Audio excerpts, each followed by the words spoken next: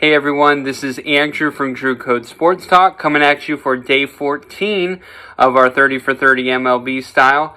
And today we are going to be continuing into the American League West, and we're going to be talking about the Oakland Athletics. So let's get going. All right, well, the A's have a very underrated team in my opinion. They have a ton of guys that I wrote down who you could make the argument is the best player on the A's. A few names I wrote down: Matt Olson, the first baseman; Marcus Semien, the shortstop; Ramon Laureano, the center fielder; Matt Chapman, the third baseman; and Liam Hendriks, the closing pitcher for the A's. And not only do the A's have a lot of those guys, they also have guys who are coming up from their minor league system who are probably going to be in their starting rotation. So the A's are going to be a very good team.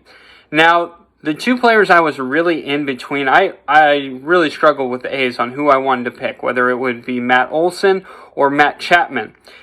They actually ended up having the same amount of home runs last year with 36 home runs.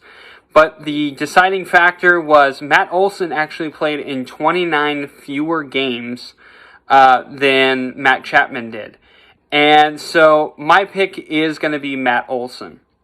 Matt Olson is a very strong power hitting first baseman, but he also really typically averages about 250. His career batting average is 254.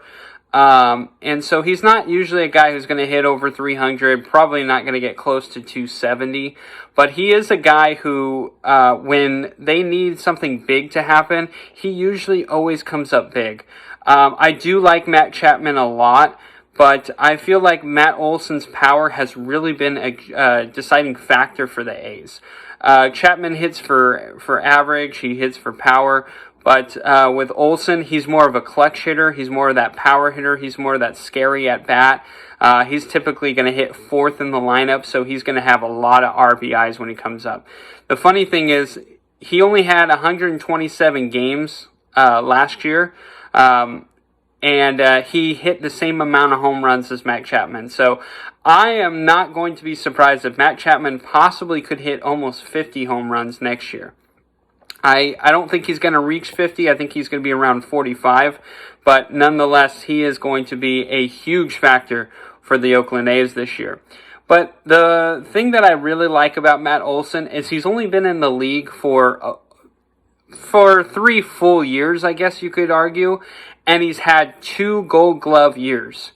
He has 2 Gold Gloves in only 3 years of Major League Baseball experience. The guy doesn't only do it with his bat, he does it with his glove, and that has been huge for the Oakland A's. I mean, you can make an argument, like I said, with all those guys that I mentioned.